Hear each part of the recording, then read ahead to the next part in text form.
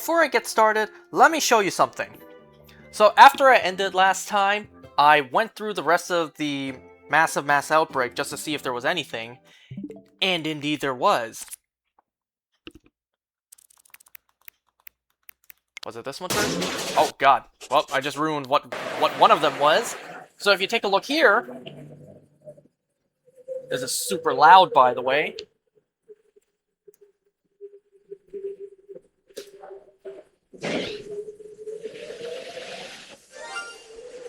First, a shiny Cricketoon. I mean Cricketot.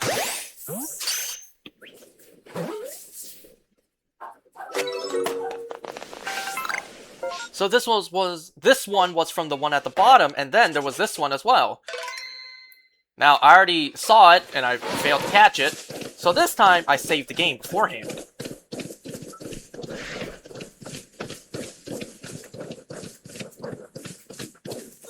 Boom! A shiny Alpha Snorlax. This isn't even the static one. Ah, the shiny charm already doing its work.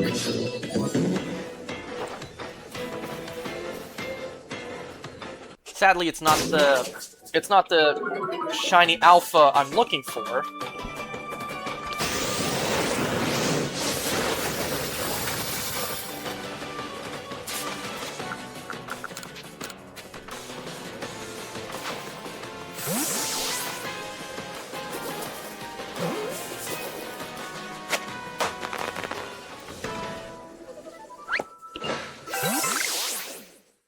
And that's where I found it. Wasn't there something else to show? Oh yeah, that's right. So I've also been grinding more space-time distortions.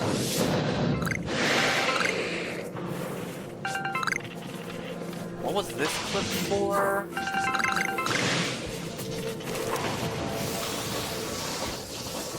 I think this is when it spawned in.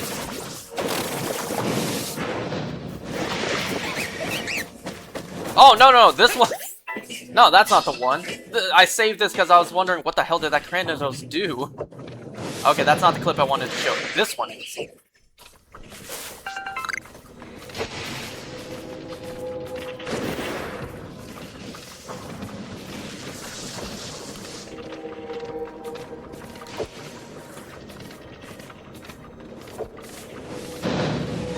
And boom! A shiny Dusclops. One of my few shinies from Space-Time Distortion. And before you ask me, no, I did not catch that shiny Alpha Porygon Z myself. I would love to have, but no, I traded for that. Okay, let's continue with the hunt. I am very late tonight. I started this at 10:15, so I am 45 minutes late to when I normally would start this. And that's because I was watching the shows to go over today. Look, I don't have a lot of free time anymore these days, and there's still a lot of content for me to watch. So today we have 3 bits of content to go over. 2 of them being brand new, at least brand new for me to go over. So we have the second last episode of From Season 4. The season finale is coming out in a couple days. What is today? It's coming out in 2 days.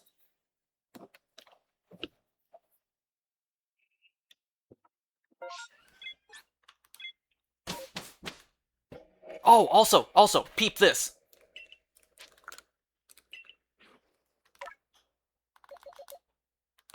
Okay, so I did start evolving some other stuff. I evolved this, yada yada yada, whatever. So, I finally got all the Alpha EVs I need.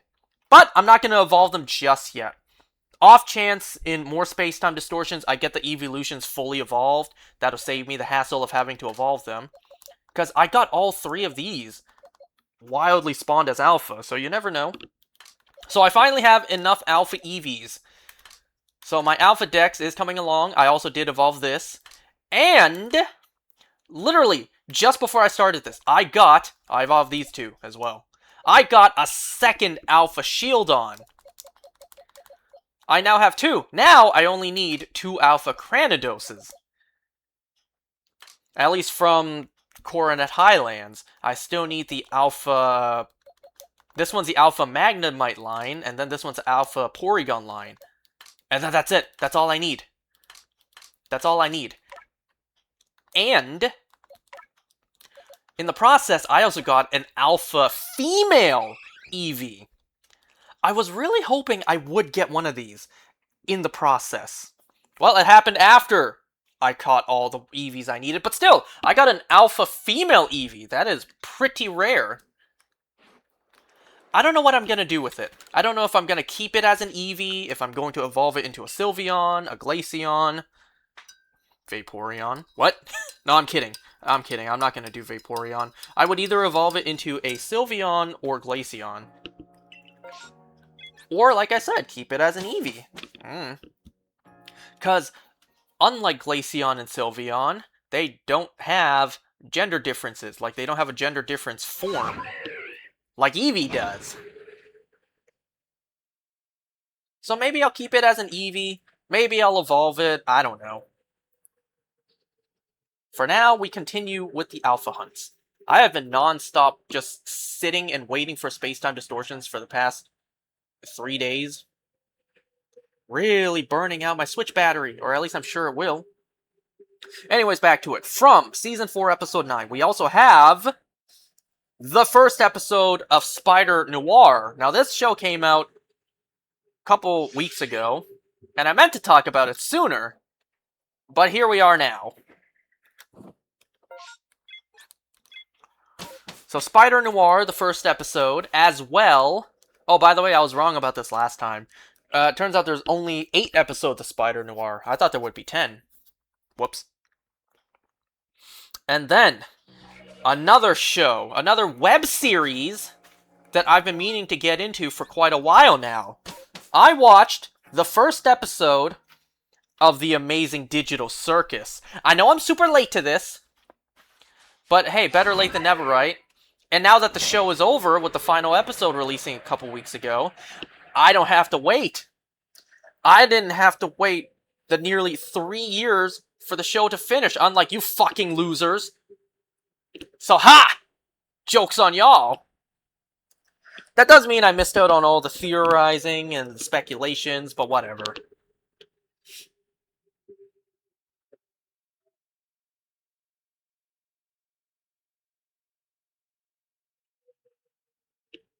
And who knows? Maybe, now that I've started watching this, maybe I will be converted, and maybe I will see the light. Maybe Pomni porn is the last thing I need in my life to really give my life meaning. Who knows? But let's see what this show be talking about. Let's see why the fandom is so degenerate. I will see. I only saw the first episode so far. It took me a little bit to learn all the new characters' names.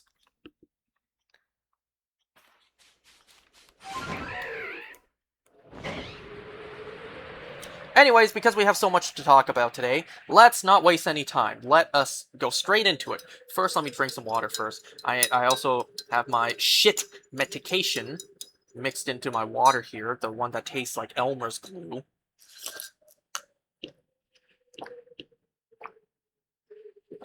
Ugh. And I was right yesterday. Yesterday, taking it for this first time, it didn't kick in. It normally kicks in the second time I take it. Well, I'll find out tomorrow morning. Oh boy, I tell you, it was a painful morning this morning. Especially since I had to wake up so early and get to my part-time once a week. Anyways, so, from Season 4, Episode 9, we begin with Tabitha telling Boyd about the Man in Yellow. How the Man in Yellow was in her home, took Ethan's pictures, and the Man in Yellow was able to just walk right in, so the talismans don't work on the Man in Yellow.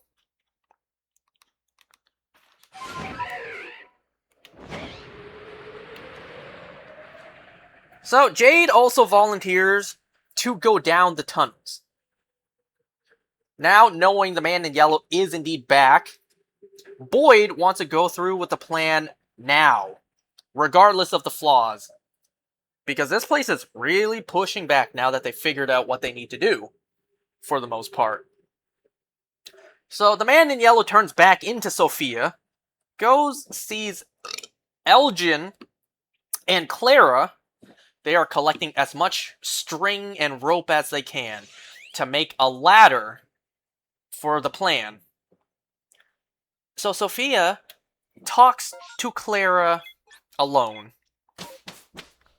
And she reveals herself by showing her eyes blacken.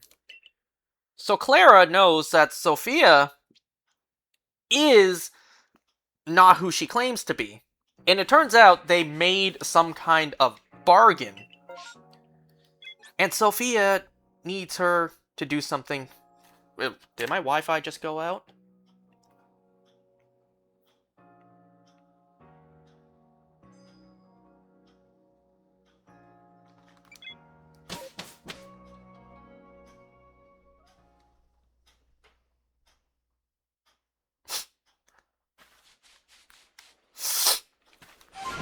Keeping an eye out.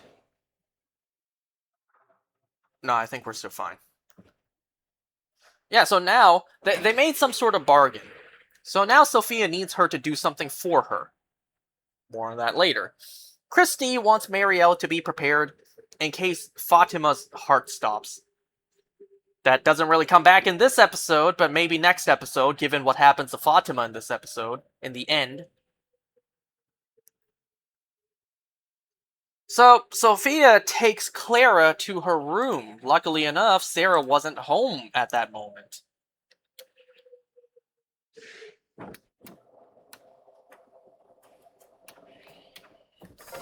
Oh, I can't quick travel. Now I can. So, it turns out Clara made a bargain the day she came to this town for her to go home in exchange. So, the bargain is, for her to go home, she needs to do something one day. And well, that day has come. I'm not gonna lie. I have watched every episode, I have broke down every episode, and I'm thinking to myself, Clara who? Like, she was like a background character this whole time, I guess. It's like, Clara who? I don't think we saw Clara make any sort of bargain. Maybe we did, I don't know. Anyways, so Sophia said that they have the right idea digging up the bones. But this place is built on rituals. How they do something is just as important as what they do.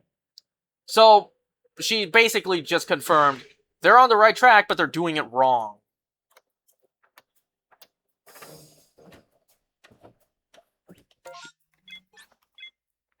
So, Sophia cuts her hand, then cuts Clara's hand, and then they blood bond? Like, they hold hands while there are cuts in their hands, so the blood will mix. More on that later. We'll see what that leads to later. So, the guys go over the plan with Donna, and she points out a whole lot of what-ifs.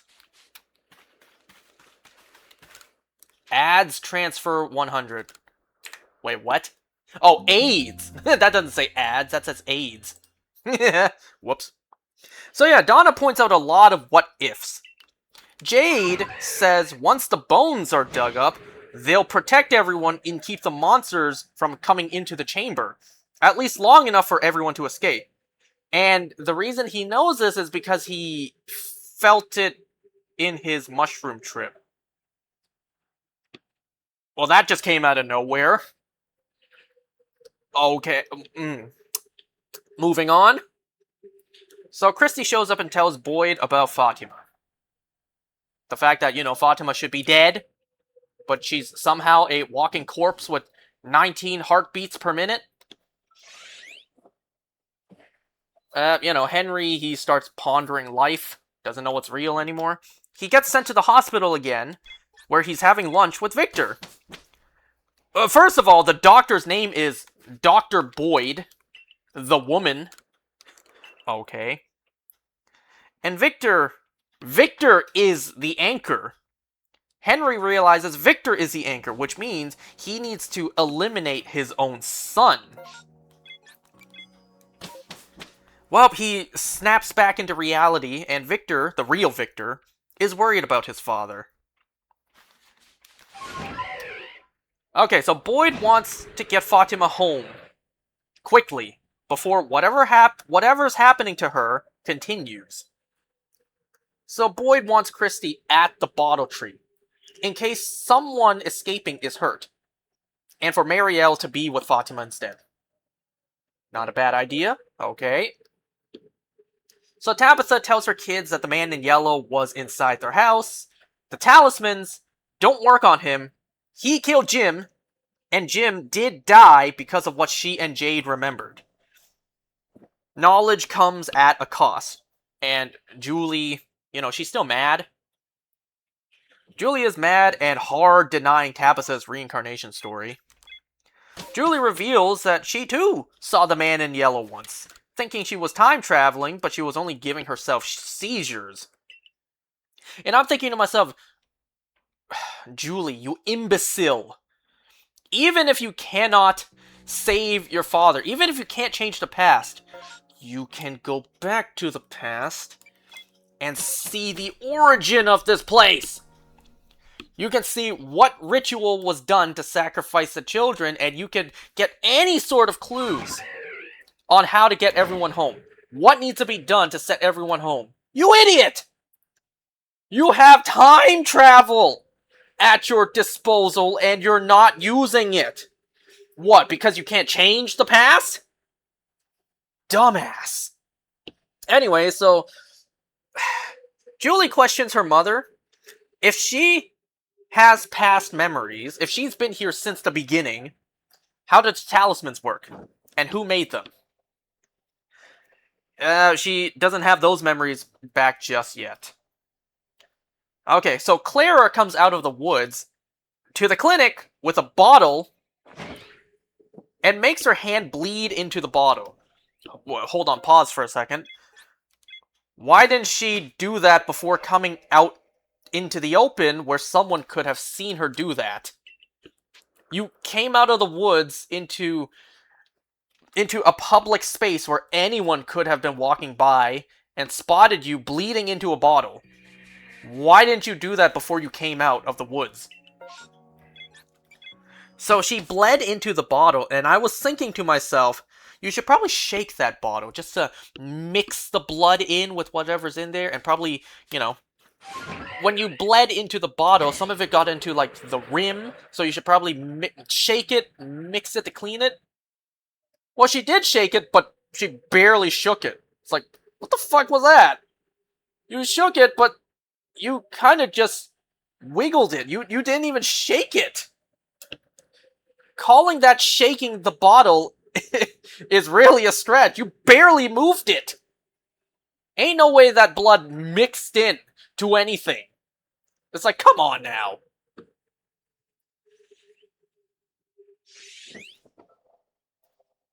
But anyways, so she gives the drink to Fatima. Oh shit.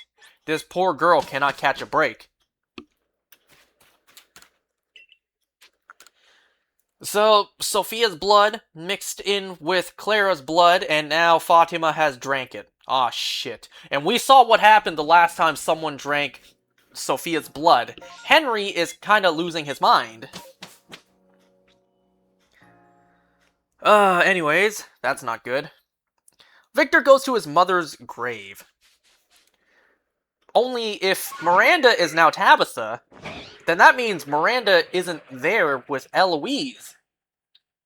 That's what Victor points out.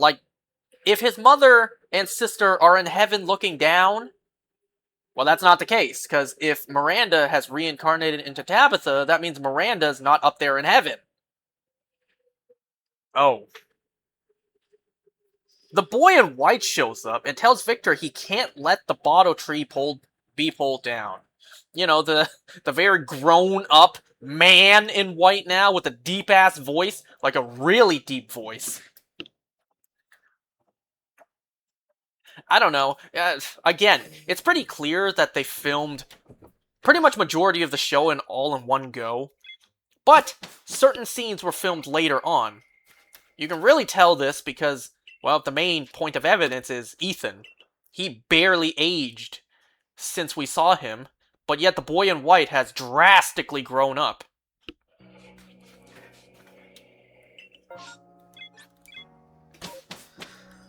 Yeah, so the bottle tree cannot be pulled down, according to the boy in white. Boyd is in the church praying for him and only him to be punished, but not the good people here, like Ellis and Fatima. Sarah comes in where Boyd wants her to reassure him that they did save Fatima. They go over the storyline from whichever season it was in the past, maybe season 2, when Fatima went missing, and Boyd and Sarah went out to find her. Sarah said the voices in her head were laughing.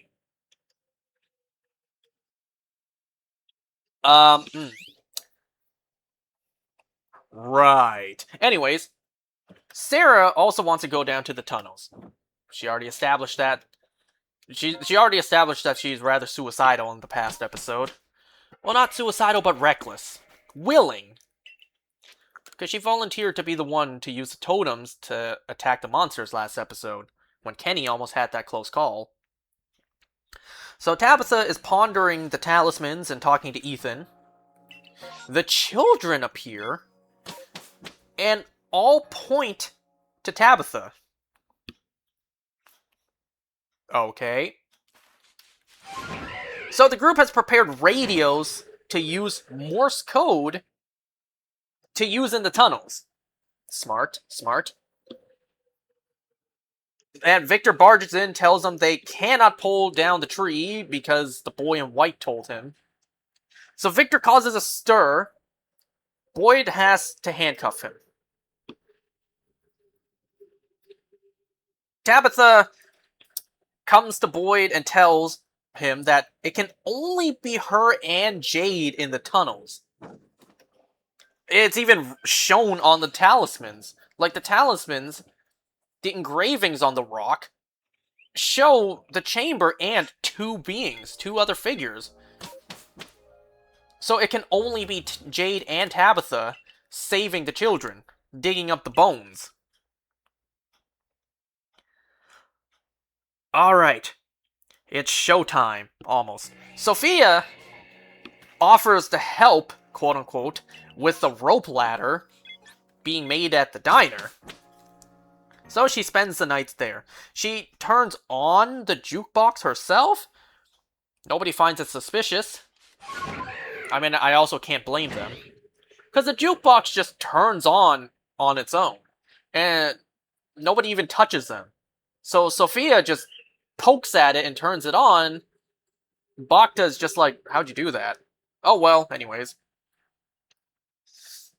So Sophia sabotages the rope ladder with a huge knife, cuts the rope ladder under the table. And she didn't really do it discreetly anyways. Like, she did it relatively out in the open. I'm surprised no one saw her do that. That was a pretty big knife, by the way. Like, she had a huge knife sabotaging the ladder. Where did she get that, by the way? That clearly wasn't the same knife she had earlier in the episode when she cut her own hand and Clara's. I don't know, she had an enormous knife and nobody saw her sabotaging. She was barely doing it under the table too. Anyways.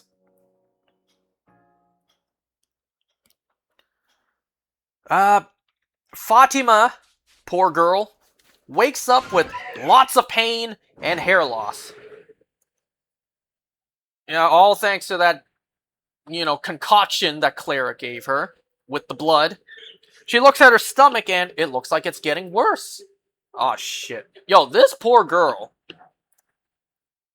Look, Ellis, I know you love her. I know she's your wife, but like, you really gotta spare her, man. You got to show some mercy on her. Like, come on now.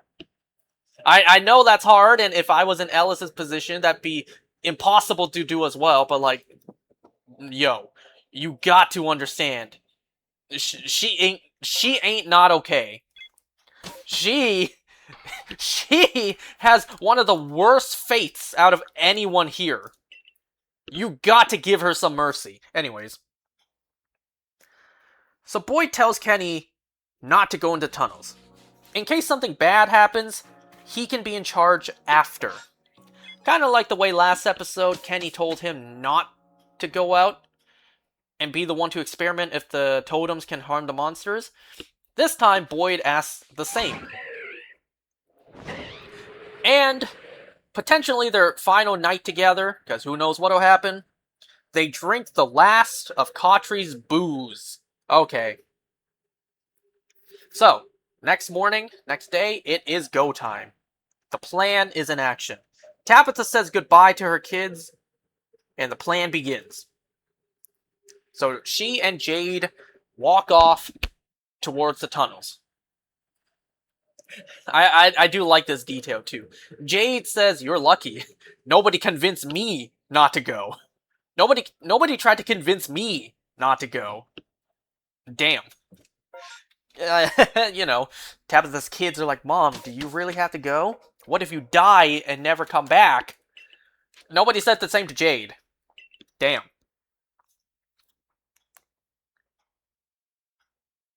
Okay, so over at the diner, Elgin, poor guy, this guy can't catch a break either. Elgin, he is looking through all of the shit. He goes through some photos and he sees something. Also at the diner, that's where Sophia is, Clara comes in and warns Sophia, now only Jade and Tabitha are going down the tunnels. And Sophia is not happy she wasn't told sooner. So Elgin shows up, well, rather Elgin walks in and shows Sophia a photo with a girl in the background that looks like her. How is that possible? You know, it's not like the picture with young Ethan in the background, as shown with his lunchbox. No, this is Sophia in a past picture. Aw shit, you done fucked up, Elgin. You blew her cover. Well, Elgin is screwed. Because Sophia tells Clara to lock the doors. And then she also tells Elgin that she can only take the form of those who have died here. So that tells me that there was indeed a girl named Sophia here once, who unfortunately died. Anyway, so we cut before we even see what happened to Elgin. Yo, Elgin, I'm sorry, but, not only do you not really serve too much of a purpose, let's face it, your track record, you wasn't gonna survive here much longer anyways. I'm kind of expecting next episode we cut back and Elgin is in pieces. Because if Elgin survives, then, well, that's gonna be mad stupid. Because Elgin now knows Sophia is an imposter, and he will obviously go and warn Boyd. Unless Sophia threatens him like she did Clara. We'll have to wait and see for the finale to the season. Okay, so Jade and Tabitha make it to the chamber, where they put up a tarp with a talisman to act as a wall. Remember, the chamber with the bones only has one entrance, one exit. There's only one path in, one path out. And to stop the monsters from waking up and coming in, they put up a tarp and hang a talisman. That way it can act as a wall. You know what? I'll get back to this in just a moment. So everyone is also at the bottle tree getting ready to bring it down. They also prepare the radio for the Morse code. And I'm kind of thinking to myself, yeah, I don't buy that tree is coming down. Even if you use the bus at full speed, I highly doubt that'll dent the tree. Like, that is a tree we are talking about with roots anchoring it. A little tow truck ain't gonna make it budge. I don't know. We'll see. Maybe they thought about this and they brought all their vehicles with them. The tow truck, the ambulance, the bus, and they all floor it. We'll have to wait and see. But me personally, I don't see that tree moving. Not one bit. Okay, so they dig, and the sound wakes the monsters. They dig, find, and open the stone casket as the monsters approach. As they unearth the bones and prepare to collect them, the monsters arrive. And then the episode ends. Okay, some final thoughts about this episode. How exactly are they going to climb up a ladder, sabotaged or not, with 7 children's worth of bones? You know, there's not just one kid. There are 7 children, last time I counted. That's a lot of bones. Even if they each brought a single backpack, they're not gonna carry all the bones worth of 7 children. You know how many bones are in a human body? Like, do they need all the bones? Every last tiny bone? Or do they just need the main stuff, like the skull and whatnot? Anyway, so I'm thinking, how are they going to haul up 7 children's worth of bones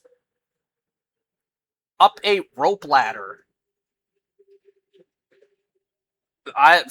Maybe I missed it. Maybe there's a detail I missed. I didn't see a big bag that they brought with them.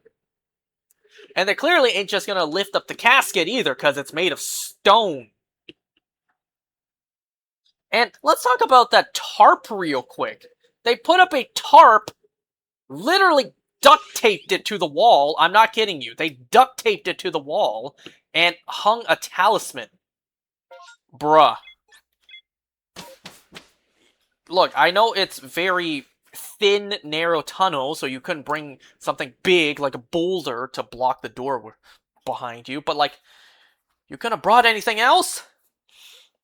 Because you brought a thin, plastic, see-through tarp that you duct taped to the wall and hung a talisman on. What the fuck is that gonna do? Only advantage I can see is that it being see-through, you can know when the monsters arrive. But aside from that, that thing not gonna do shit. You are heavy banking on the talisman. And, hey, here's an idea. Instead of traversing through the tunnels and having this convoluted plan to yank out a tree by its roots, why didn't you just yank out the tree?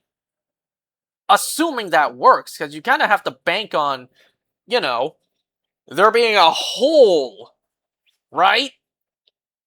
You rip out the tree, you're kind of banking there's a hole you can climb out of. A hole that a ladder will be thrown down. So let's say that makes sense, right? Let's say that'll happen. They rip out the tree, and there's a big hole right in the middle of the floor. Well, depending on how big the hole is, why didn't you just do this? You rip out the tree, and then, well, there's 2 options. You either act immediately or you don't. Let's do the one where you act immediately. You rip out the tree, you have something heavy prepared to block the entrance, like a big boulder. Now, this is obviously just me throwing ideas out there. R-O-C-K. You know, big rock. You know, this is just me throwing ideas out there. You could have just yanked out the tree, had a big boulder to be on standby. A bunch of people jumps down. We literally saw, as Jade and Tabitha were digging and the noise woke up the monsters, they took their sweet time to get there. They didn't run there. No, they casually just walked over there. So they had time. They could have pushed down a big, heavy boulder, used it to block the entrance, maybe have like 3 people pushing on the boulder to make sure that the monsters don't pile up and push it aside. Well, you have something heavy blocking the entrance. And what if you duct tape the talisman to the boulder?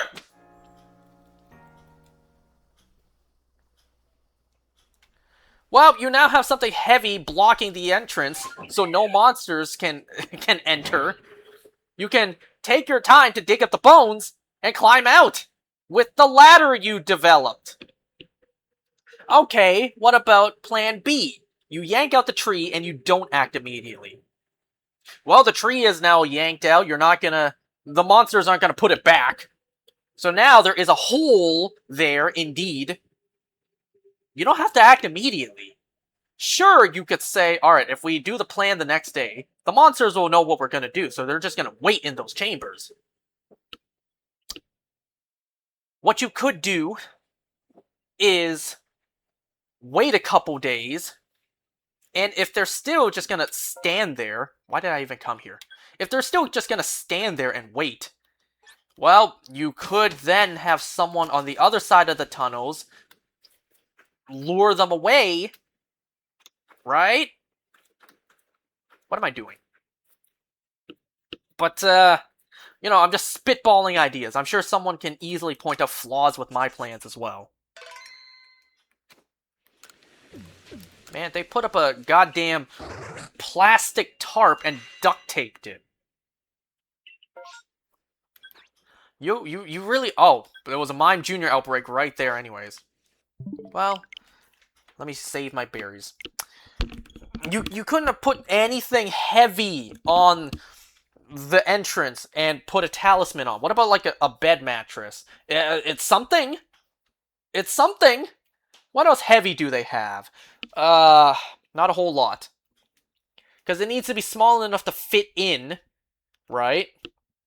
They can't exactly carry a whole bag of bricks and cement with them. So it needs to be something small enough to carry in, but heavy enough and big enough to block the door. Not a whole lot of options. But you chose something that will give you no protection if the worst happens. You chose a thin plastic cover and duct taped it.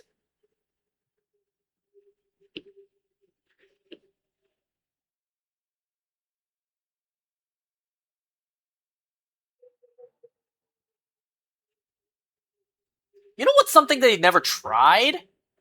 And I don't know how they would try this. They never tried setting one of the monsters on fire.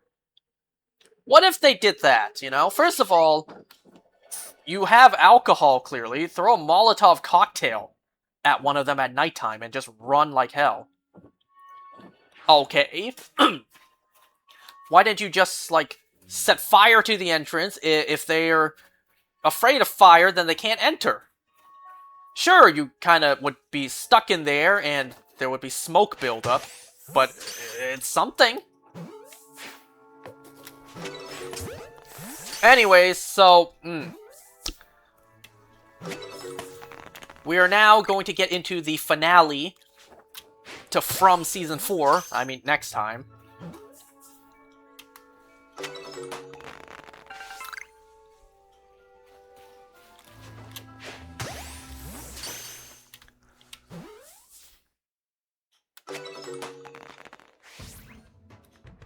You're not shiny. God damn it!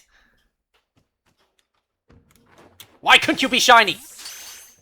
We could have ended this hunt.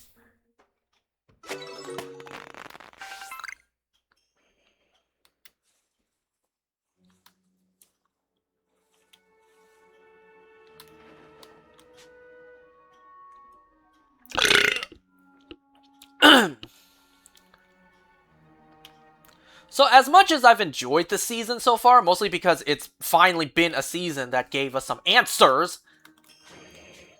God, I hate catching Mr. Mime in this game. Fuck.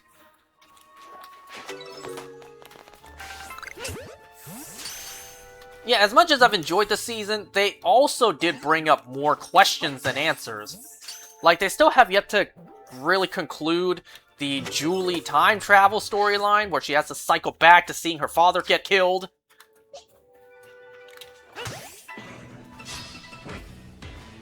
And they only barely covered all the quote-unquote hallucinations Boyd has been having. They still haven't gone over who or what exactly the Man in Yellow is.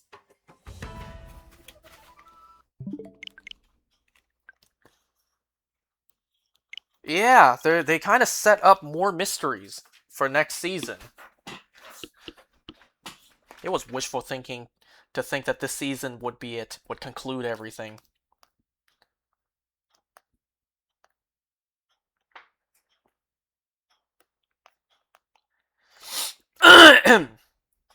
Okay, let's go. Let's move on, because I know you guys want me to go over Amazing Digital Circus. So let's go over Spider Noir first. Alright, episode 1 of Spider Noir. Once again, I watched this quite a while ago, and I meant to go over it sooner, but yet here we are, now.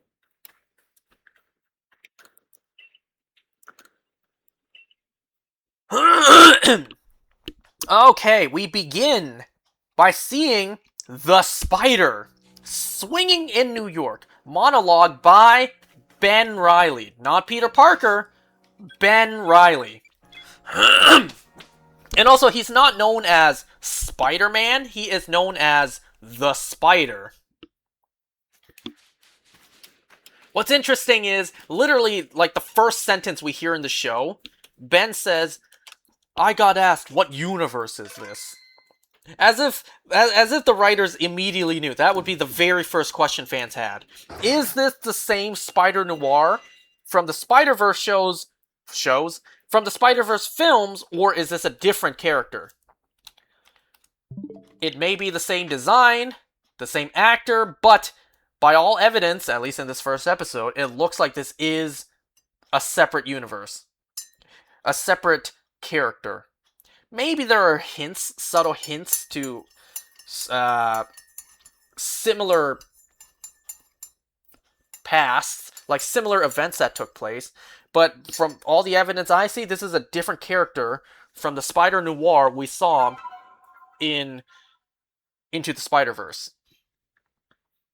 Okay, so Ben explains how he used to be the Spider, but stopped after his love interest, Ruby, died.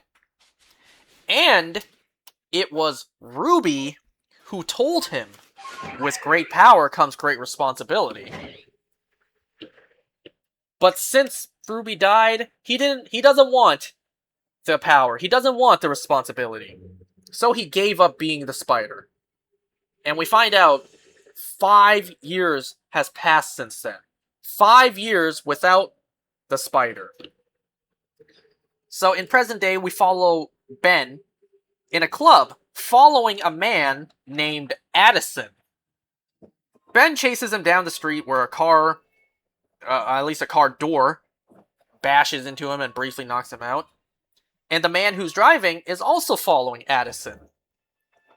Ben wakes up and follows them to an oil company.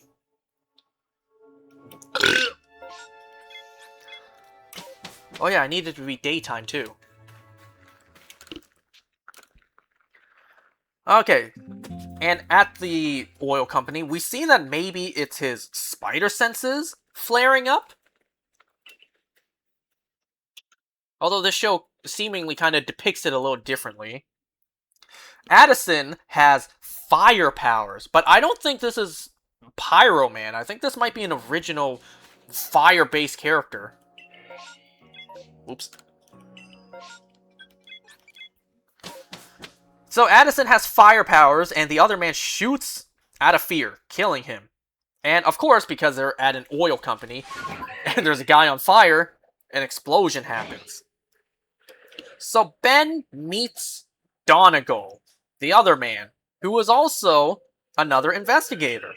Both Ben and Donegal were hired by the same man, a man named Winston, to find Addison. Okay, after that's all established, Ben goes back to his office and his secretary, Janet, who hasn't been paid yet, and has not been paid for quite a few months. That's called loyalty right there, but she does have her limits. A client comes in, Mr. Carmody. He fears that his unusually beautiful wife is cheating and meeting with another man. You can see that Ben, looking at a picture of his wife, he's like, you? And her? Are you rich, Mr. Carmody? No, not particularly. Ah.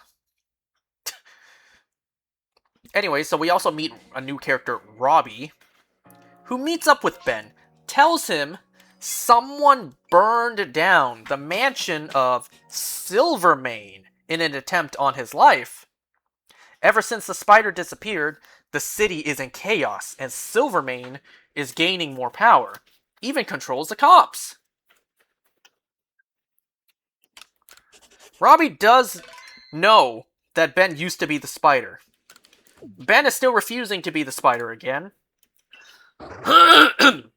So Robbie brings up Ruby. What would she think right now? What would Ruby have wanted?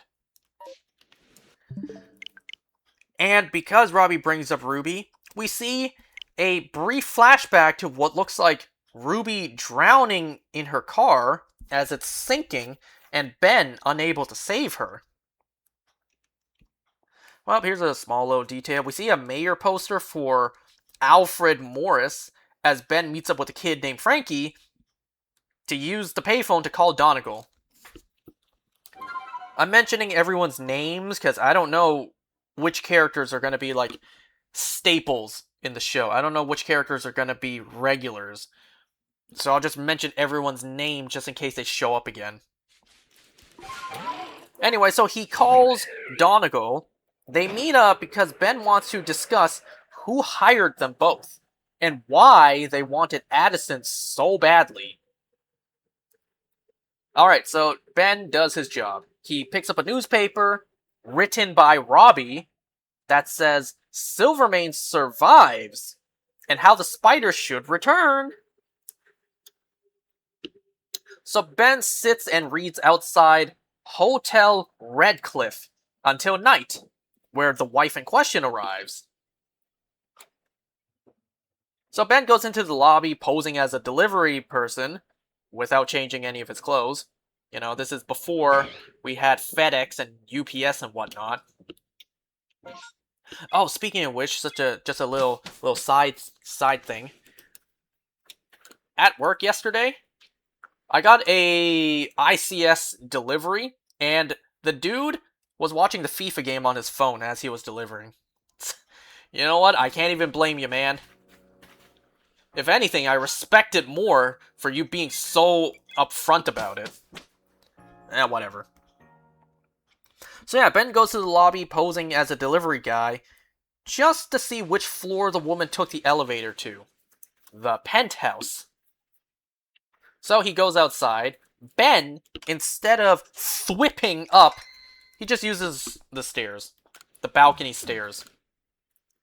So he reaches the penthouse balcony, slightly opens the door, which is conveniently just left unlocked, and takes pictures of the woman with another man. But it's not an affair. At least it doesn't seem to be. We actually don't know what that's about just yet. The man seemingly tries to force himself onto her, so she pushes him back and slaps him. He's about to hit back, and Ben uses his web to stop him. Ben has black webbing, and likely organic webs. I think this show takes place in like the mid to late 80s, maybe early 90s. I think it's around the 80s. So there's no way he has like tech web shooters. I think Ben has organic webs, and they're black color.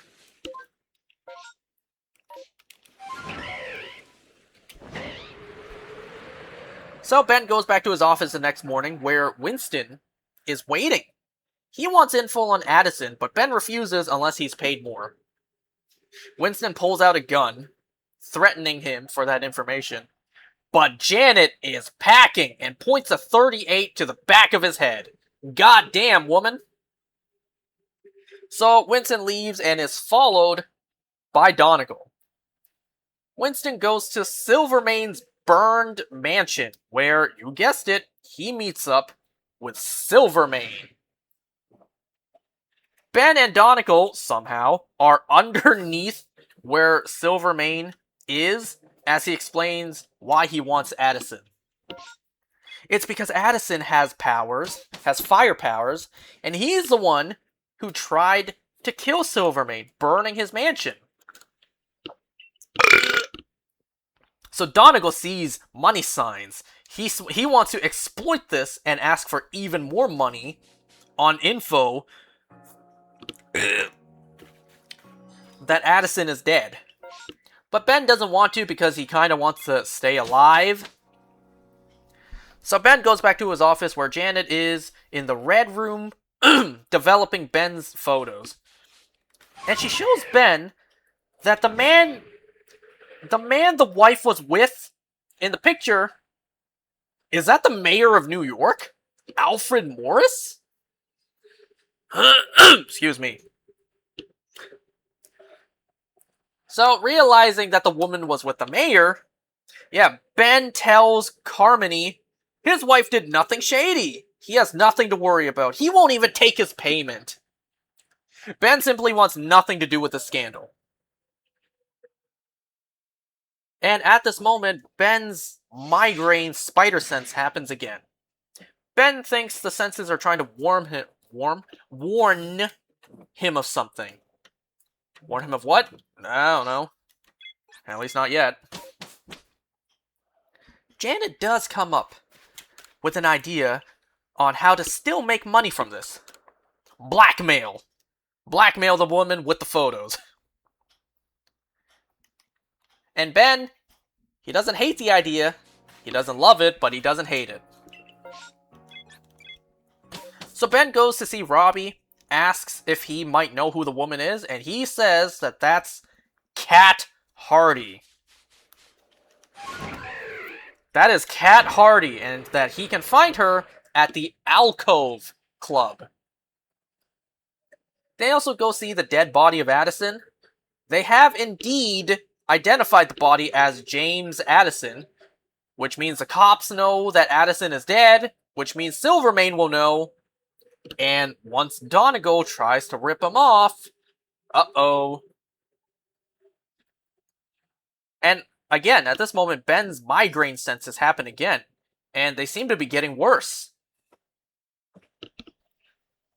So Ben goes to the alcove to find Cat Hardy. He watches her perform and sing, and he is very interested. Ben very much likes what he sees, and can you blame him? You know what, just because this is so close, I'm just gonna go take a look. I do have the shiny charm now. I'm just gonna see the initial spawns. Yeah, Ben really likes what he sees. Ben is straight up entranced by her. Okay, there's nothing. But he does also see that Winston is here. So Ben tries to call Donegal, but it's too late. Silvermane already has him. Donegal says that he killed Addison, that he had fire powers. And when Silvermane questions it, he doesn't know who sent Addison to kill him. So Silvermane slits Donegal's throat, killing him. Damn. Poor guy. Okay, so Ben tries to go blackmail Cat, so she calls in her bodyguard, Flint Marco. Seeing that this giant walking testosterone guy is serious, so Ben tells her to think over the pictures and leaves. But Flint follows. Ben walks all the way to a construction building, goes up, where Flint follows and attacks. Ben does manage to get some good hits on him. And then, as Flint is down, Ben turns around and sees Flint's body turn into sand. It even looks like a painful transformation for him, too. So Flint punches Ben off the building, where he has no choice but to use his webs to swing back up. Am I crazy for thinking black webs looks cool as hell? Like, we've seen the whitish gray webs Spider-Man use this whole time. To see black webs? Why is that so cool? So Ben swings back up, manages to knock Flint out, and that's when Cat comes in to be with him. So Ben, realizing that, yo, this case ain't normal, Ben throws her the pictures and walks away, wanting nothing to do with this. The next day, well, Janet is packing up and leaving because of this. Because of this and because of not being paid. And that's when Kat shows up, claiming Flint has disappeared and wants to hire Ben to find him. Well, now they have a client who will pay. So Janet doesn't leave. And that's the first episode. That's setting up the show. We need to find Flint Marko now. What's the deal with Silvermane? Who knows? Find out next week, Dragon Ball fans. Well, actually, all 8 episodes came out all at once. What's the matter, Prime Video? Not confident that this project will be popular? Kind of like Invincible? Or The Boys? Oh, speaking of Invincible, we did get a confirmation of Season 6! We got a confirmation of Season 6 for Invincible, and Jack Quaid is joining the cast as a character named Gravitator. Once again, spending all of their animation budget on celebrity voice actors. Because, let's face it, what the fuck was the point of Denai Guerrero voicing Universa for one single episode? They could have gotten anyone else. But then again, it was more Walking Dead casting joining the team, so yeah.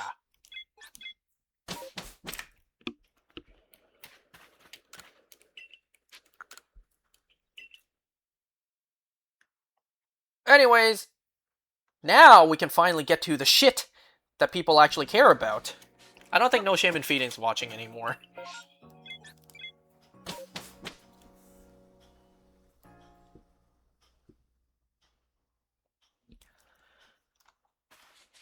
Says who? Whoops. Oh, I thought you would have, I almost said opted out, but that's clearly the wrong way to say this. I thought you would have clicked off like, oh, he's not talking about what I care about, I'm out. Anyway, so finally, let's talk about the amazing digital porn, circus. This has been a web show that has gained a lot of popularity over the years when it first started. And then, as it grew more popular, I started thinking, maybe I should check this out. And I haven't checked it out until now. Ooh, I know you're waiting for my opinion on this, just like with Chainsaw Man. And who knows how many other things I've missed out on. Okay, so let's just dive right in. Okay. So, we open with... I do like the animation details here, too. We open with an old-school computer game art style, transitioning into the show's sleek animation. And sleek animation it is, because so far, first episode, excellent animation. You don't need me to tell you animation is difficult, expensive, and time-consuming. But you can also tell when animation has a lot of heart and soul put into it. Passion behind it. Okay, so we meet lots of characters. But first we meet Kane and Bubble. Bubble looks like a chain chomp. And you don't need me to tell you that Cain is just teeth with eyes. Okay, so they introduce everyone with a musical song. They even break the fourth wall when Kaufmo is introduced or mentioned. There's a lot of like fourth wall breaks kind of moments in at least in the first episode, where it's like text or bubbles on screen is actually on the screen. Like the characters can actually interact with them. So we begin with like, the typical introduction theme song to a lot of shows. Only this time, actually, first of all, when Kaufmo is mentioned, given the way the rest of the episode plays out, when Kaufmo is mentioned, there's actually a disclaimer that says he won't show up today. Interesting. So the song even glitches and repeats when day after day is said. Now, obviously, that's intentional. It's like, day after day after day after day. It just glitches and keeps on repeating. Okay, so as the opening song plays, our main character literally just spawns in, and the song stops. The poor Kaufmo. Bro didn't deserve that. We will get into that. Poor all our characters. Anyways. So the character of Jax, he even points out, like, hey, Cain, is this a new person, or is this one of your NPCs? Because if it's a new person, we'll have to redo the whole intro with a new character. So our protagonist, who I will pretend we don't know the name of just yet, she sees and runs for an exit door that just fades away as if Thanos snapped it away. And ooh, couple of interesting lines that she says. She said, "How do I take this headset off?" And then she also said she put on some weird headset and now she's here. Bro, is this just Sword Art Online? This is just an Entra-link. Is this a Matrix? She put on some weird headset and now she's here. And given what we see at the end of the episode, this is just fucking Sword Art Online. We'll get into that. Okay, so she panics, trying to take off the headset, ripping out her eye and everything, but nothing works. She is stuck here. And she swears up a storm, all being censored. That's funny. So, we meet other characters. Some characters, like Zoombul and Ragatha, try to break it to her easily that she's stuck here and can't leave. Jax, however, who is a colossal douchebag with zero chill, just straight up says, "No, you're stuck here. You're fucked." Also, a character named Kinger has supposedly been here the longest, on the brink of insanity. That's a very big theme about this first episode, insanity. So, our protag tries to cope that this is just a dream. Right. So Cain takes our protagonist on a tour. Places like the tent, the grounds, and the void. Cain warns never to venture out into the void.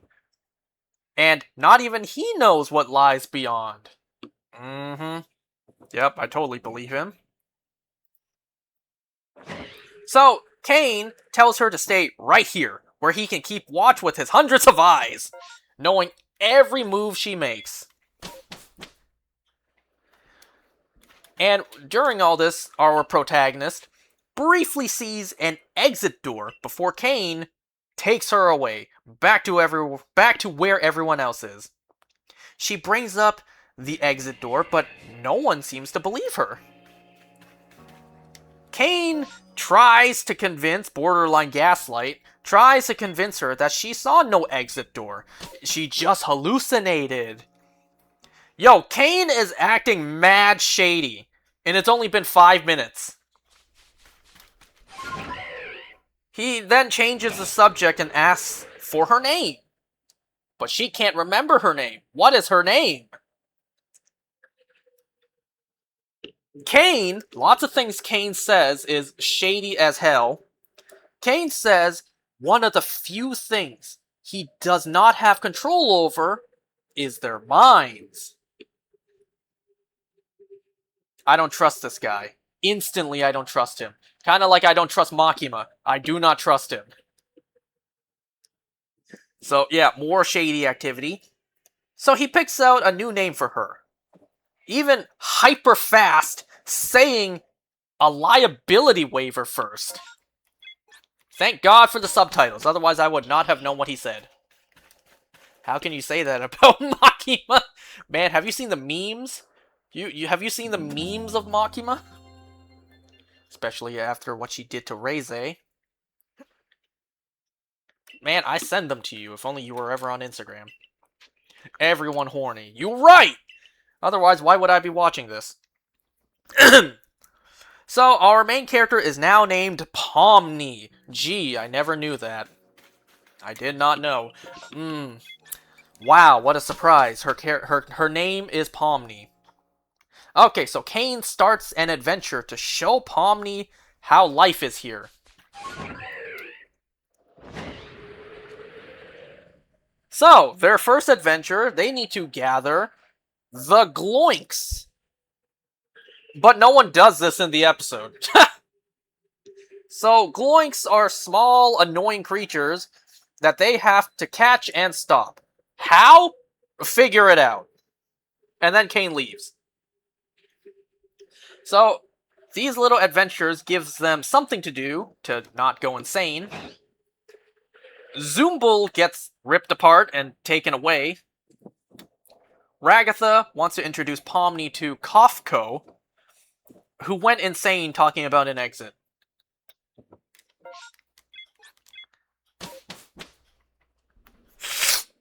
Okay, so Jax suggests that Ragatha and Pomni go see Kofmo. And Kinger and Gangle will go get Zoombul. There are a lot of names to remember. Also, Gangle's mask broke.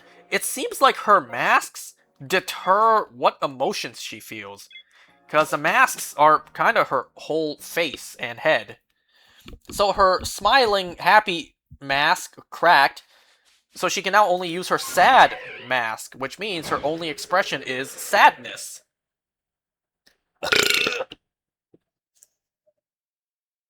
So Ragatha explains to Pomni as they're walking down the hallways full of rooms, living quarters. There's even a room already with Pomni's face on it. I tried to look in the background, like any Easter eggs for future episodes, any portraits of characters we haven't met yet. Not that I see. So Ragatha explains to Pomni why not to look for an exit. I mean, you can. Everything is an Easter egg. Oh, I'm sure it is. Given how much detail there is in this show, I'm sure there is. So yeah, why not to look for an exit? Finding something that doesn't exist leads to insanity. And she teases something bad happens at pure insanity. Okay, so they go to Kofko's room, where Jax has a room. What? Has a key to this room. And keys to everywhere, too, according to him. We'll have to see if this detail comes back up in future episodes. If there are doors locked in future episodes. Hey, Jax, I hope you didn't forget what you said in the first episode, that you have keys to everywhere. Okay, so inside, Kofmo has lost his mind and quote-unquote abstracted. That's the term they use. He turned into a glitchy monster covered in eyes. Kinda looks like the eyes I would see in Persona 4. So Ragatha, first of all, Jax dipped. He grabbed a bowling ball and dipped. Ragatha gets attacked by Kofmo, and almost seems like... So, it almost seems like glitches are a virus that can be spread.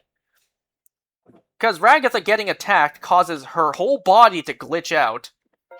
Pomni reaches her hand out to help, and the glitch corrupts her hand on contact. So Pomni said, fuck this. So Pomni runs for her life, leaving Ragatha behind. She does manage to get away from Kaufmo, and she goes back for Ragatha. Anyways, so Jax meets up with Kinger, and I almost want to call him Kingler. So Jax meets up with Kinger, I think that's his name, and Gangle. They go down a black hole, looks like the abyss of nothingness, where they find the source of the Gloinks. The nest of the Gloink Queen, and where Zoombul is. What am I watching? What are these words I'm saying? Am I speaking English anymore? Anyway, so a very glitchy Ragatha tells Pomni to find Kane by just simply searching around. Kane can fix Ragatha. So Pomni runs around searching for Kane, and none of this place makes sense. She opens doors. There's a punching glove that just hits her in the face. There's a stacked carousel that seems to go on for infinity. Yeah, kind of like the infinite turtle kind of theory. I'm sure you know exactly what I'm talking about. I don't even need to explain it. I know you know what I'm talking about. Yeah, so nothing about this place makes sense.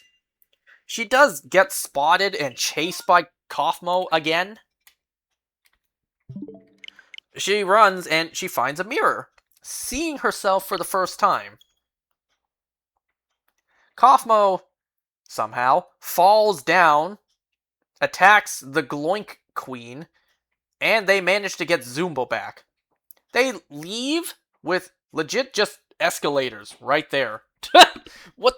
They fell down a hole to what looks like a cave with a nest to the Gloinks, and then there's escalators just right there.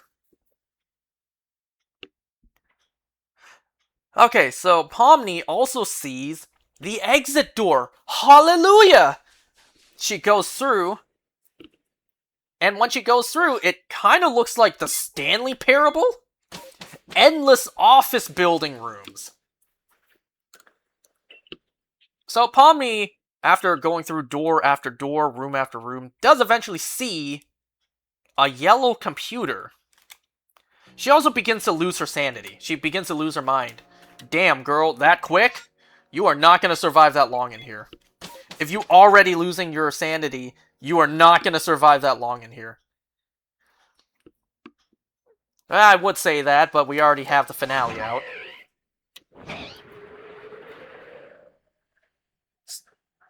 So the camera pans to the ceiling where we see a logo. The logo saying C and A. I wonder what that's about. You know what that reminds me of? It reminds me of By and Large, or B&L, from the Pixar movies.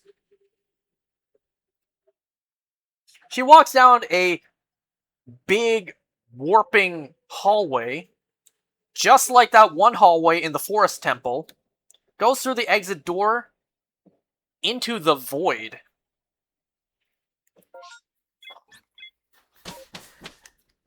At this moment, Pomni is just floating out in the void.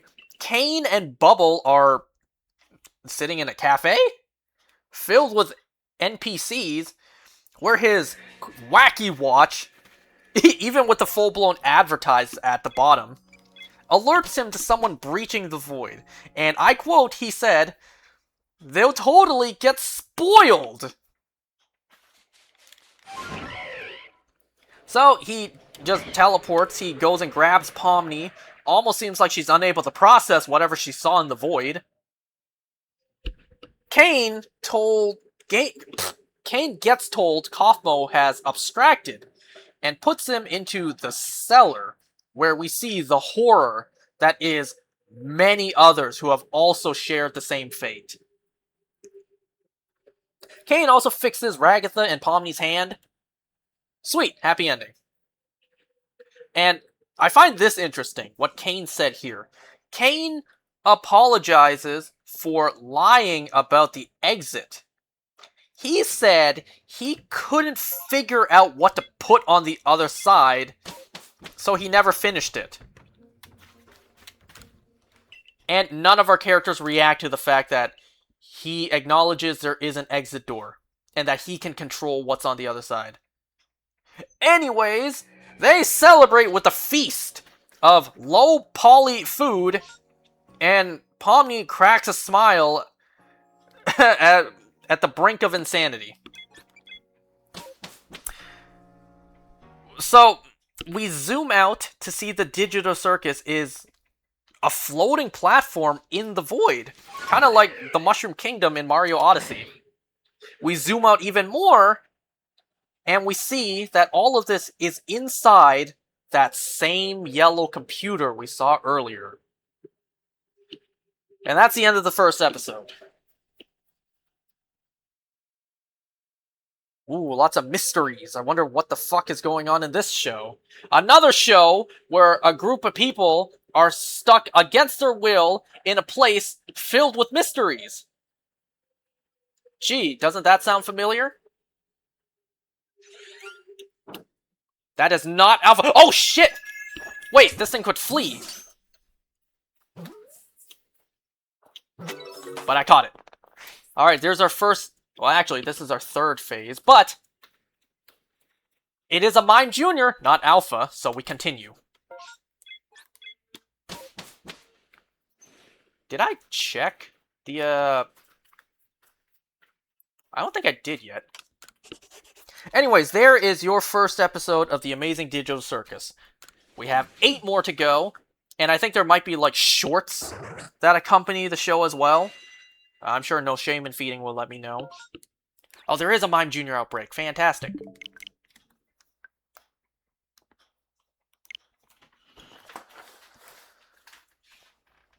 Alright, so y'all want theories? Here's your fucking theories. Caine is shady as hell. He clearly has control over this place. He somewhat gives off the vibes that he knows what's going on. He said himself he hasn't designed the exit yet. What's on the other side of the exit? But nobody reacts to that?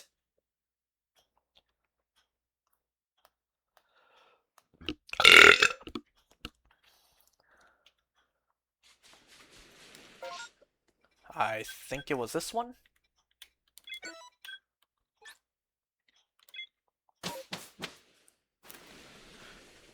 Oh. Get rid of you.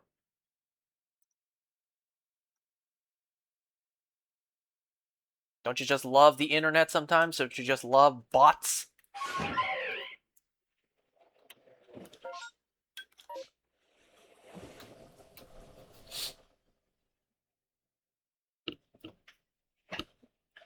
Yeah, Caine is mad shady. They didn't even hold back this first episode on pointing out that he cannot be trusted. What the hell?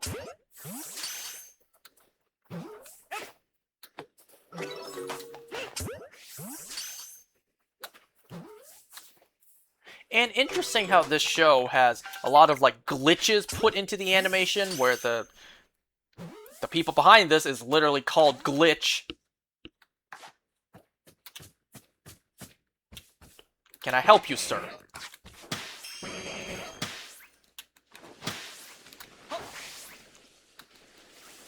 God, this thing is so annoying!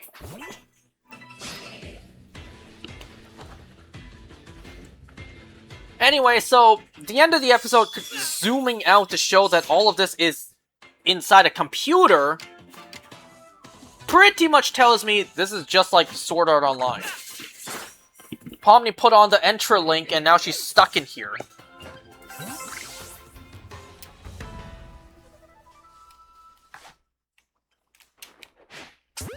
Or maybe this is the Matrix. Remember, like, at the end of the episode, they were having a feast of polygon food.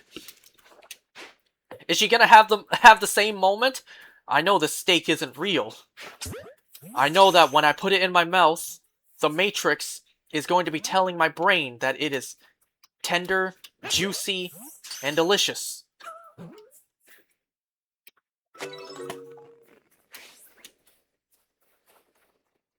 Damn, you spotted me from far away.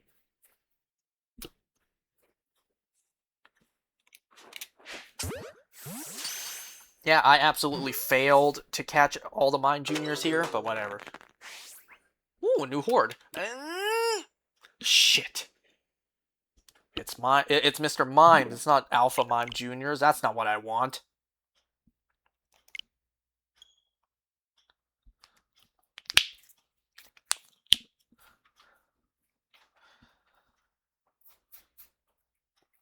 Anything I should know about the first episode of this show before I move on? Is there anything I ought to know now besides keep a fair distance from any fans of this show and how smelly and gross they probably are? Especially after that Fortnite collab. We saw the hips that they gave tall Pomni.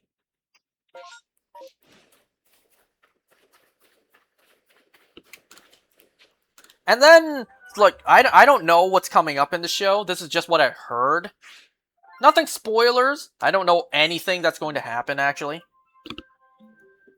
All I heard about the finale, something about Jax fumbled Pomni. What the fuck are you trying to tell me about that? I guess I'll have to see. Are they really gonna tease a romance between those two? Oh, I'll be honest, I don't know how I would feel about that. And there's only 9 episodes for me to watch. 8 more to go.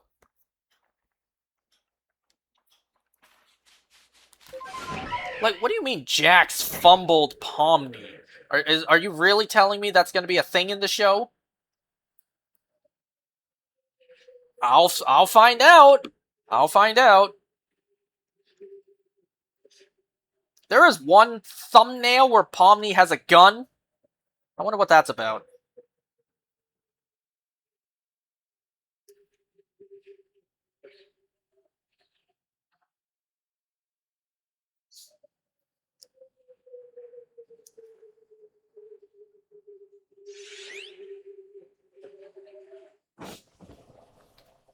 You know, the way Pomni's name sounds, it sounds very similar to the Pokemon Pawmi, which had the N and M swap places, it would be the exact same pronunciation.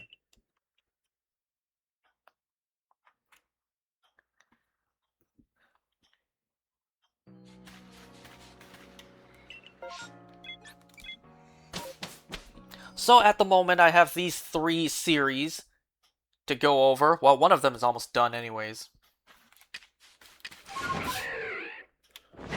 And at the moment, I only have these 2 planned. I know I still have Ted and Beast Game Season 2, however, I don't have a lot of time these days. I'm trying my best, okay, folks?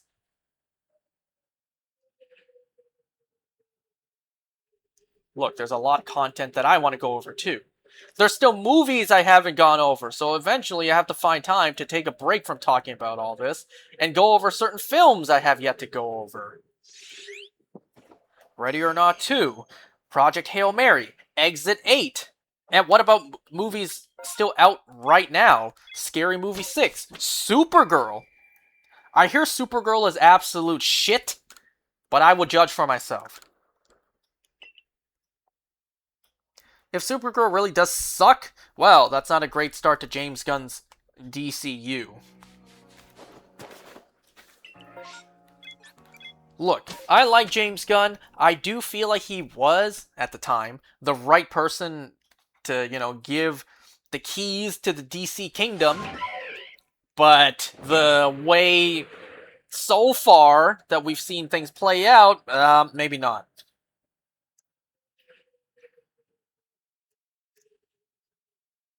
We have Superman and Supergirl, and then we're getting not Batman, but Clayface. And Batman Brave and the Bold, who knows what's going on with that project. Lanterns is set to come out in a couple months, And we'll have to see. You know, I don't have high hopes for that show. I'll give it a fair shot, but I don't have too high hopes to be wowed by the show. I would love to be pleasantly surprised, though. I'll let you know.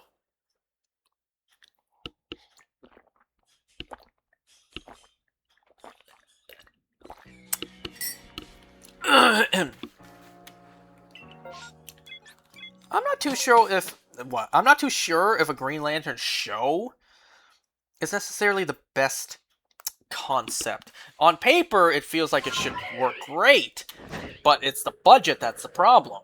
We saw, even with the Green Lantern movie, how restricting a budget can be. And think about something like, of all comparisons, the Detective Pikachu movie. Yeah, they only had so many CGI Pokemon designs.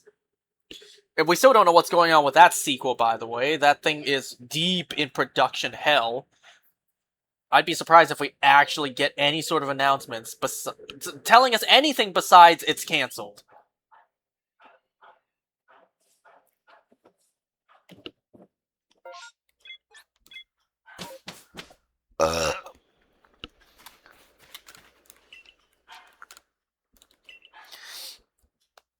And, you know, I've been saying this, but the dumbasses at Warner Brothers Corporate, all they see is money. Imagine a live-action Batman show, like an actual high-budget, competently made Batman show.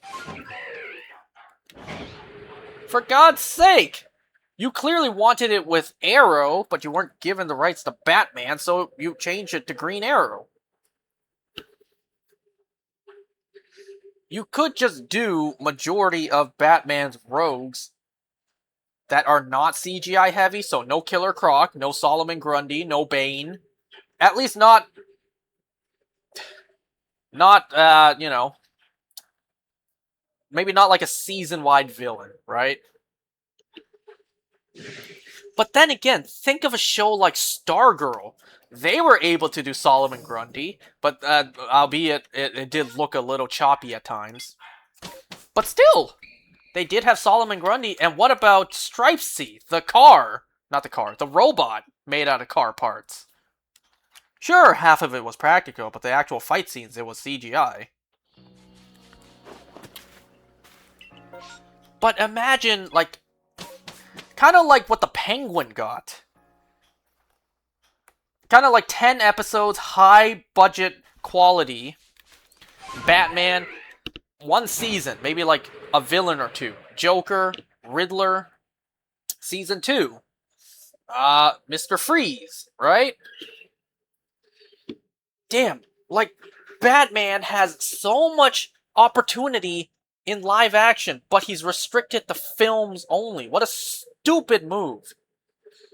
But then again, had Batman been allowed to be on TV in the early to mid 2000s, probably not the best idea considering CW. Need I say more? But had Batman at the time gone to something like HBO Max, where it got, well, I was about to say Titans, but that did start off pretty shit. Doom Patrol, or what about Peacemaker, right?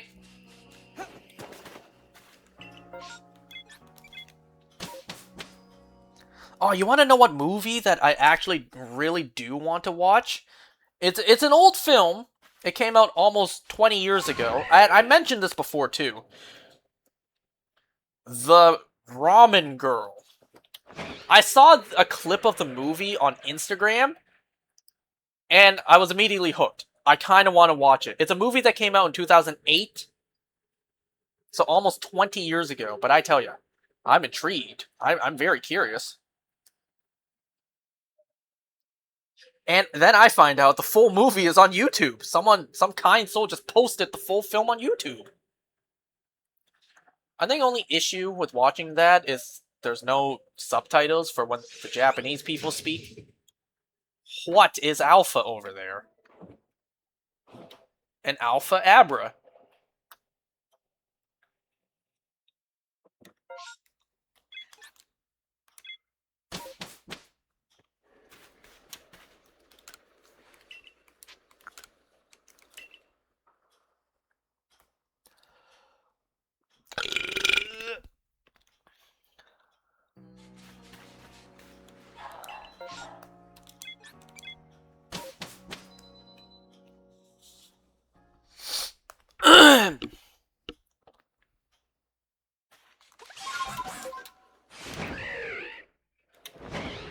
Well, that's all I really have to say. So, excuse me as I stay silent because there's something on my phone I need to focus on. It's nothing important, actually. It's more goofing around, but it's still something I need to get done. Or I want to get done before time's up.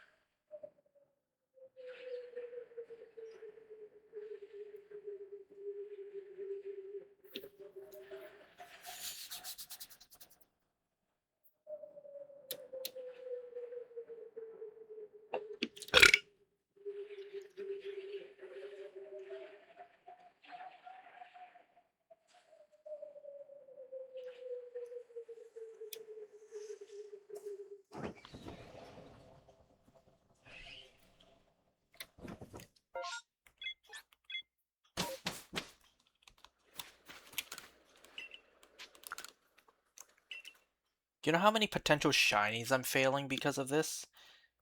Just how many shinies could have spawned in around the world I just don't know about?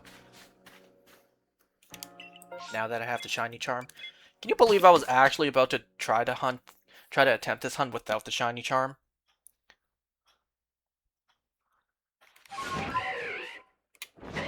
We're gonna be here for quite a while.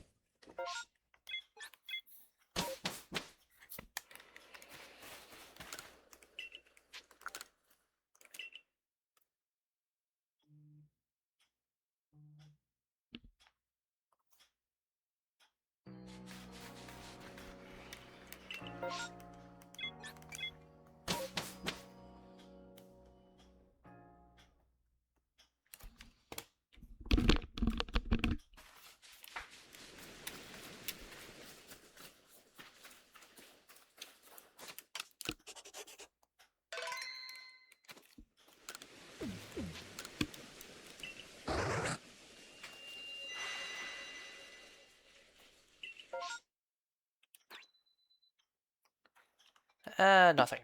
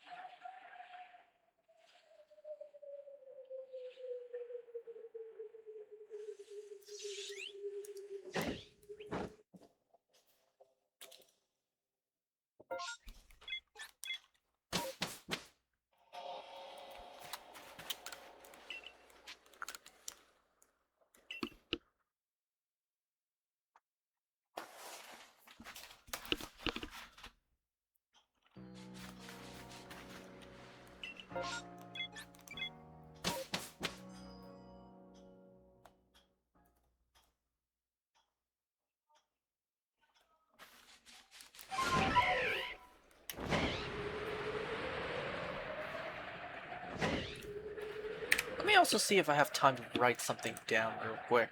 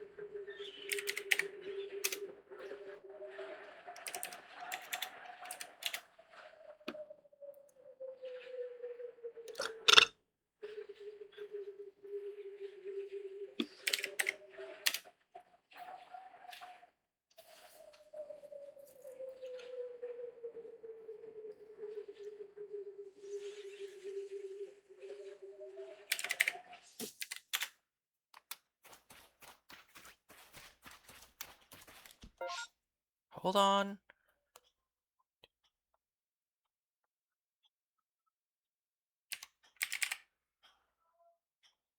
1, 2, 3, 4, 5, 6, 7, 8. Yep.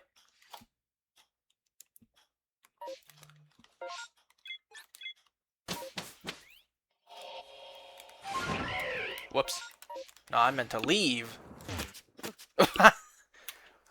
Just bashed right into his head. Whoops, that means that I can't even talk to you anymore.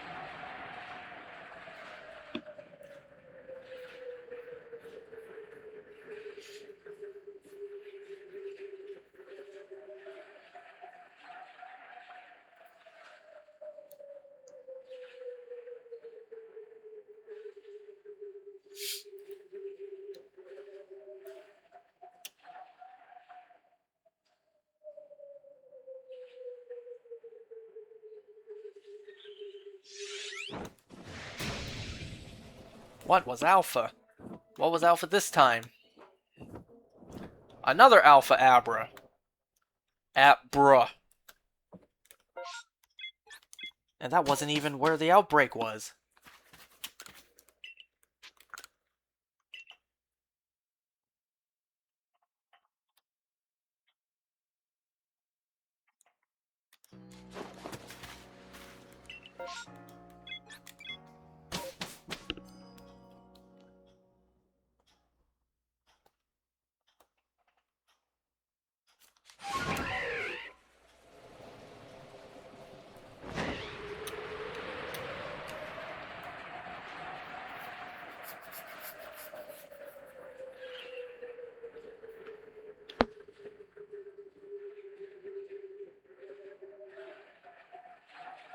Oh, you know what? Something I forgot to mention? News that came up quite a while ago. We got some casting announcements for the new live action Scooby Doo show, and Scooby does not look right. He is the wrong breed of dog. He's not a CGI dog this time, but he's not the right breed. He's just not Scooby Doo. All the other characters are fine. Like, all the other actors portraying the characters are fine, because they're actually white this time.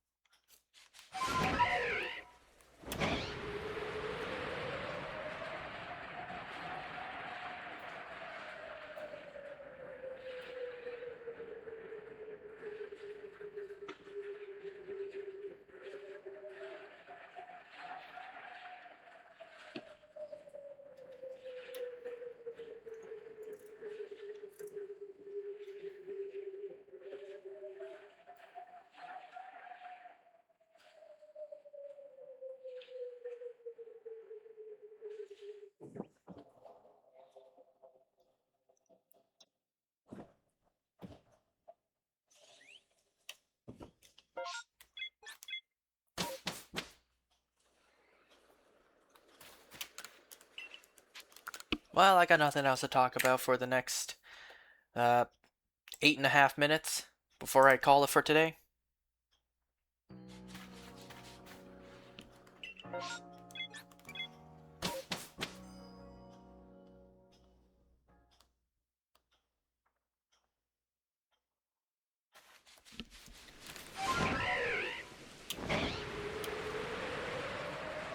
I should probably check first.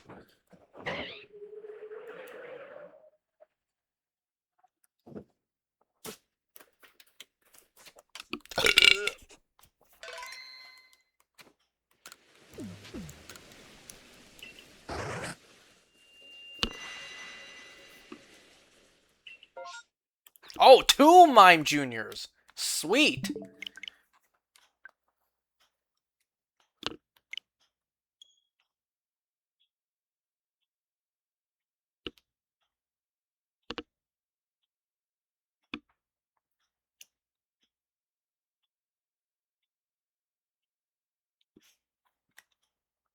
Maybe I should have screenshotted where they were.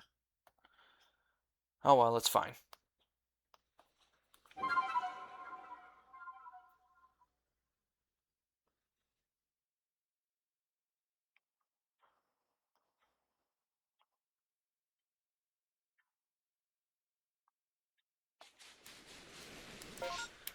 So I'm pretty sure it was these two.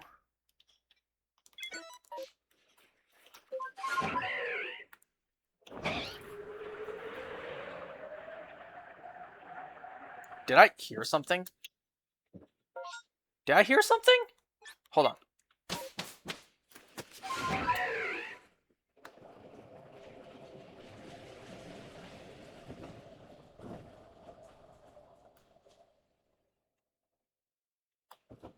Hmm.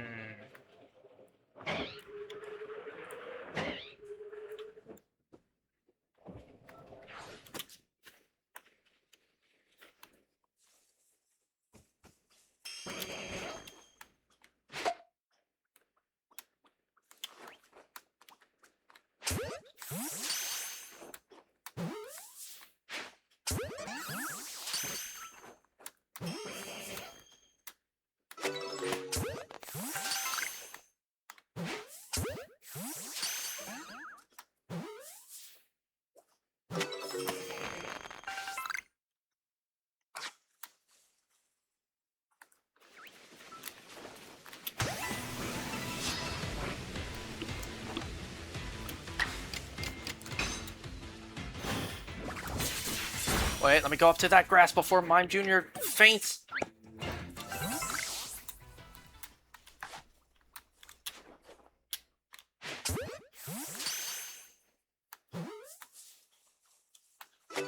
Where'd the rest go? Did they all run?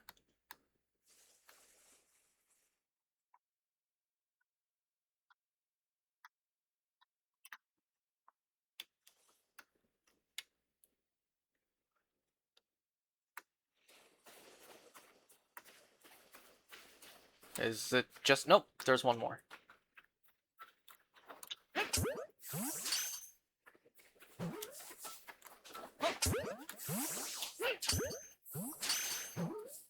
That one didn't catch.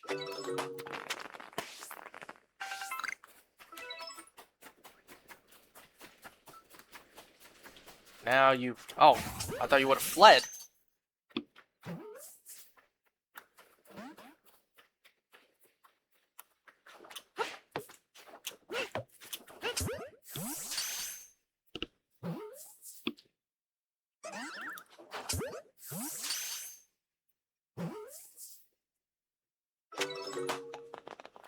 Okay, so nothing in this one.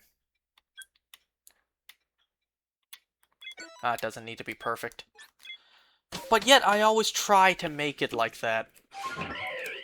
Wrong direction. I should really have Ultra Balls, shouldn't I?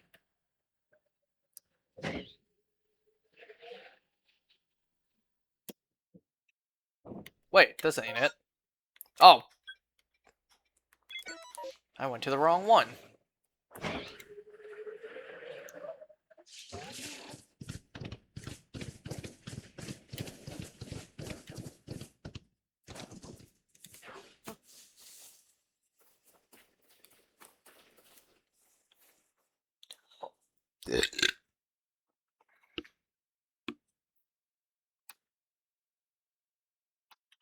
Man, that targeting is not gonna get off of this one. So don't even try. Don't even try to target another one.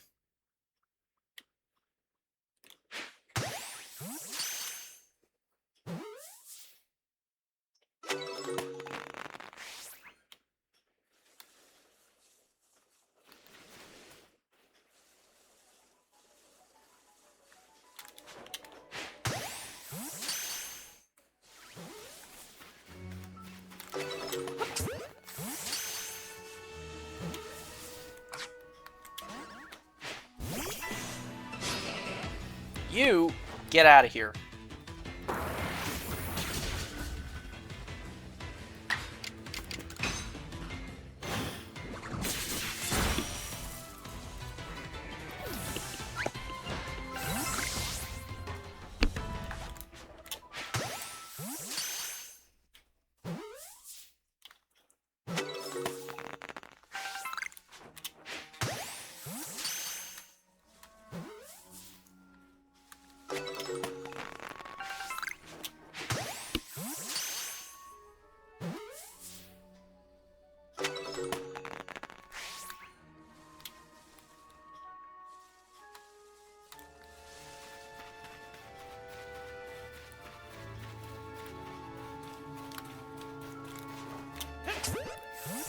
Wasn't there one more?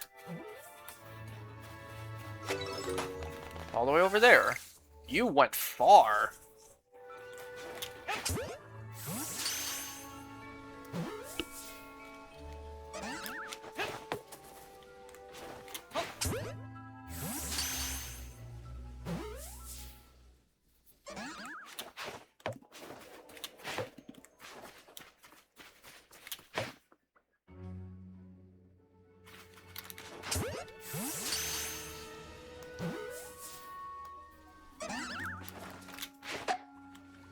Fuck this game. There's another one somewhere?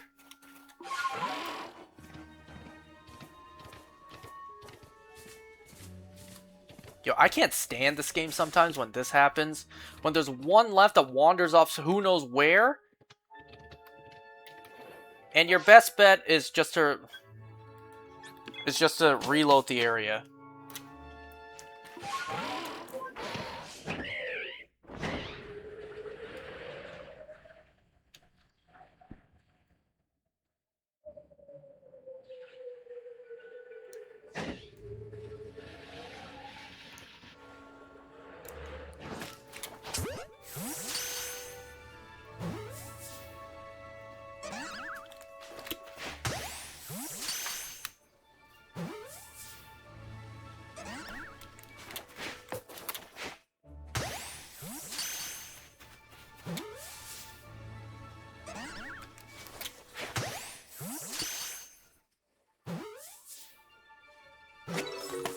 Okay, no secondary horde. Let's check over in the corner, and then we will call it for tonight.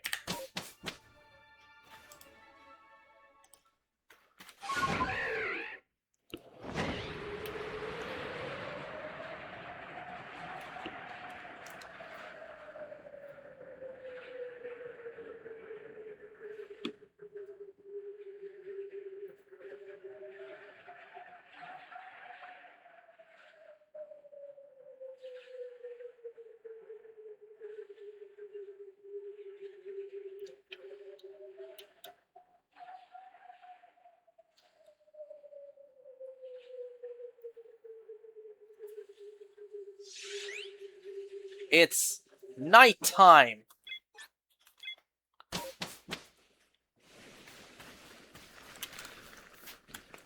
What?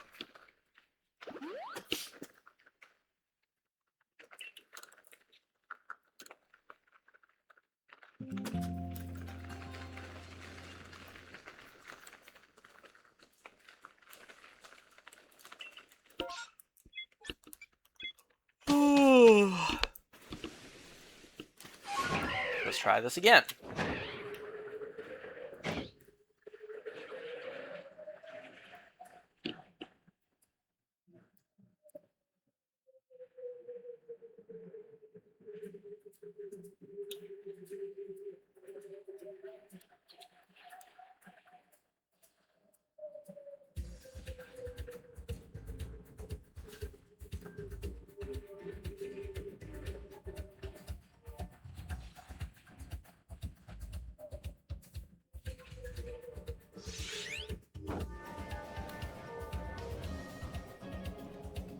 And there's nothing.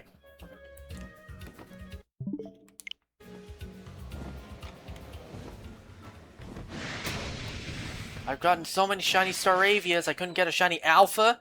You know what? Once again, let's take one quick check to see if the Infernape is shiny.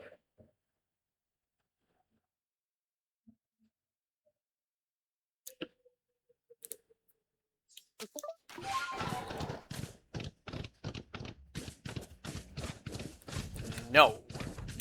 Okay. See you next time.